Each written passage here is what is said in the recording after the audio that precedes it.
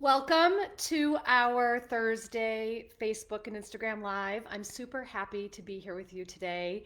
And we are going to be talking about something that is very personal to me and something that I have spent a lot of time learning how to move through.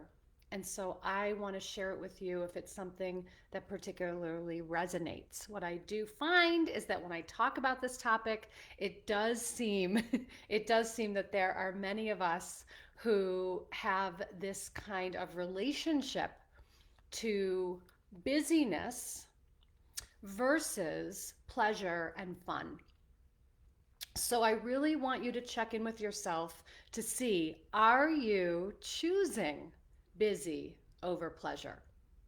So I often will say that I used to believe that fun and happiness and pleasure were for other people.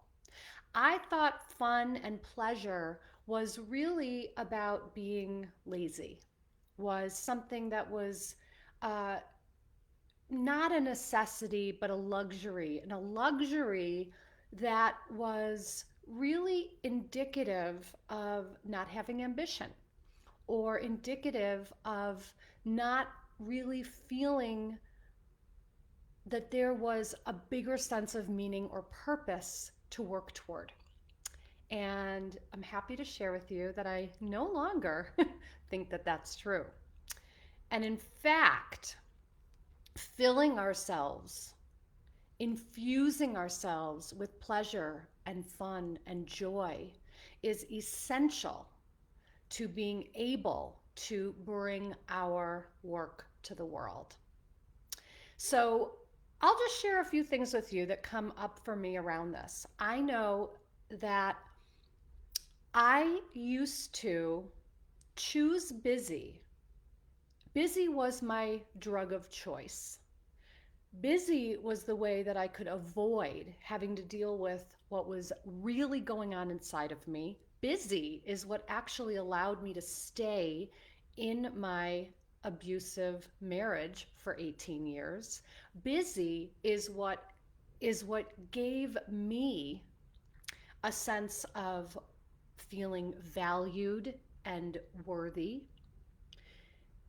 Busy essentially was disconnecting me from my real truth.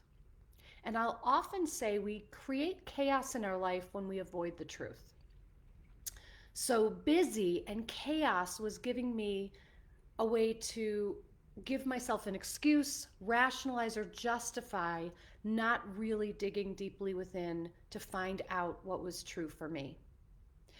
And when there were things that were supposed to be fun and pleasurable, I found myself rushing through them to get back to my computer where I felt safe. I found myself not enjoying the moment that was supposed to be fun or pleasurable, and instead rushing through that experience so that I could return to something that I felt in control of. So just notice if anything is arising for you here. Do you in any way put pleasure aside? Do you in any way let pleasure be the very last thing you allow yourself? Check in with your own definition around fun. For a long time, as I mentioned earlier, I thought fun and happiness were for other people. Part of that is that my fun doesn't always line up with what other people's definition of fun is. So get clear on what is fun for you. I'm seeing a lot of resonance here on Instagram and Facebook. Uh, get clear on what fun means for you. Your fun doesn't have to be someone else's fun, but get clear on what it is for you. Recognize where you are putting yourself on the back burner yet again in your life. Are you putting your joy, your pleasure, your happiness on the back burner again? Are you making sure everyone else has what they need? Or are you making sure that you're checking off everything on your to-do list before you even give yourself an opportunity to feel joy? What would it be like for you if you flipped it around? What would it be like for you if you gave yourself pleasure first? If you allowed yourself to have fun first? If you didn't rush right into busy? If you didn't rush right into overwhelm? If you didn't rush right into avoidance?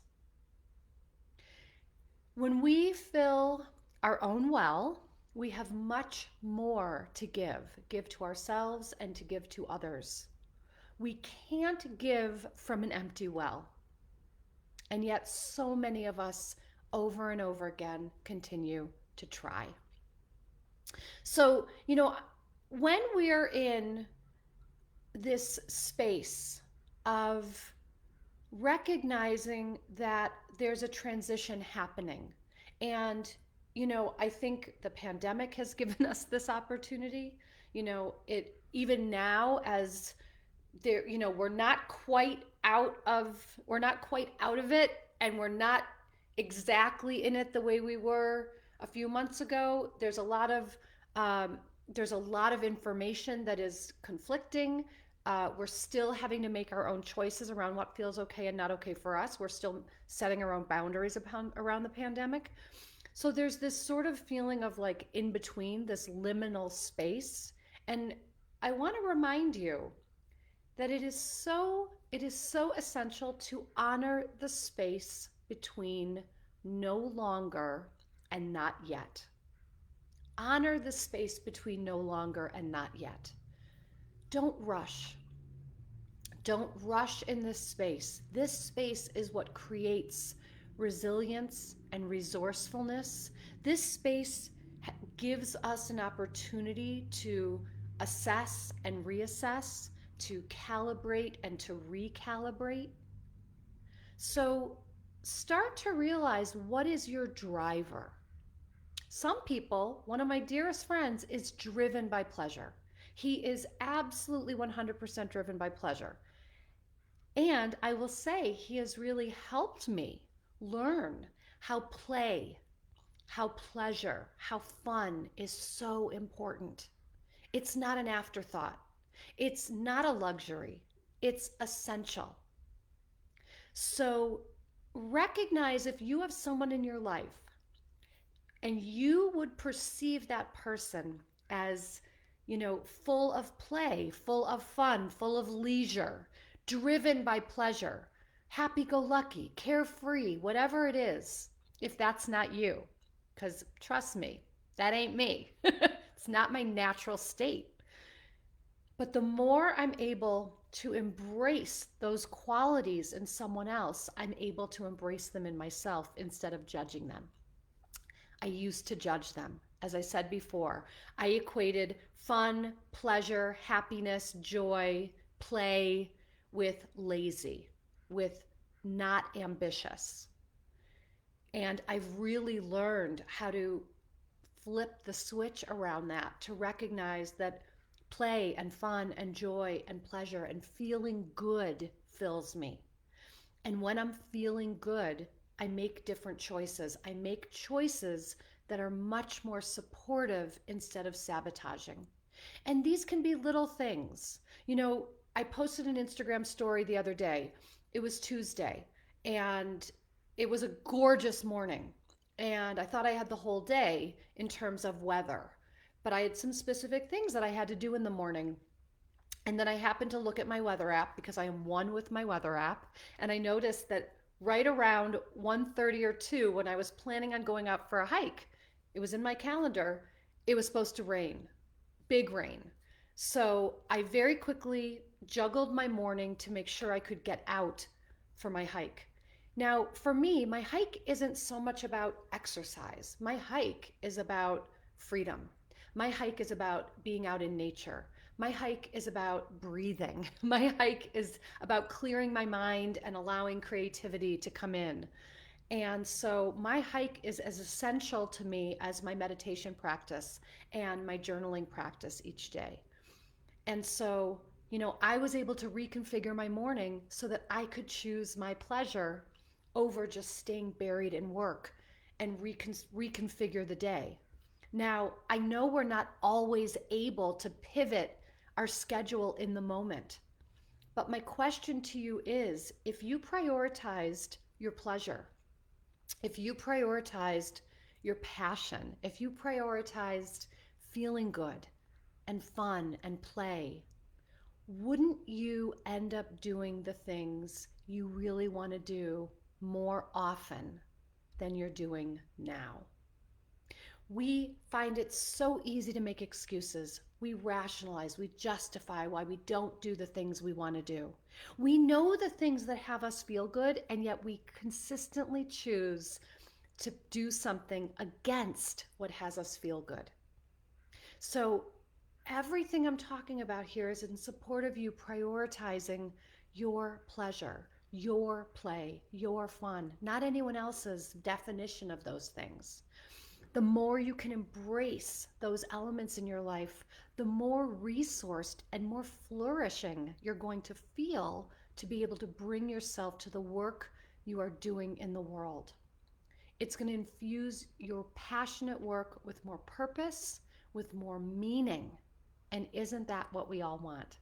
So I'm really going to invite you not to just go to your default. If work is your drug of choice, if staying busy is your drug of choice, I'm going to encourage you not to go to your default, but to make a different choice this week. See where you can give something to yourself that is resourcing. Again, yes, it's self-care. Yes, it's self-connection. Yes, it is a way in which you can communicate with yourself. Don't push these things aside.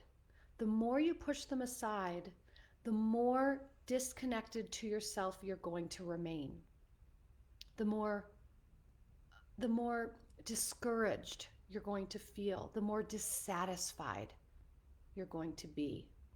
So I really believe that the key to satisfaction, to purpose, to meaning is to reclaim passion, pleasure, fun, play as the vital driver in your life that it is. Don't allow it to take a back seat to work. Don't allow it to take a back seat to busy. Allow yourself to feel good and just wait and see what you can create from that space. So I hope that this has been resonating with you today. And this will be saved. I always put my Facebook Live and Instagram Live. It stays on Facebook, and then I upload the Instagram Live onto IGTV. So if you came in late and you want to catch it, or if you want to share it with a pal, please feel free to. Hi, Sally. I'm glad that you love this message. I'm glad that this is resonating for you.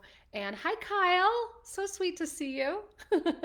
So I just really want you to remember that, if you're someone like me who was constantly equating pleasure, fun, play, happiness, joy with lazy, with unambitious, with irresponsible, thinking that it was a luxury but not a necessity, I invite you to flip it and see how powerful it is when you are guided by your passion, when you allow pleasure to take a priority in your life, when you allow yourself to feel good, and how that will infuse all of your unique gifts and talents that you bring to the world.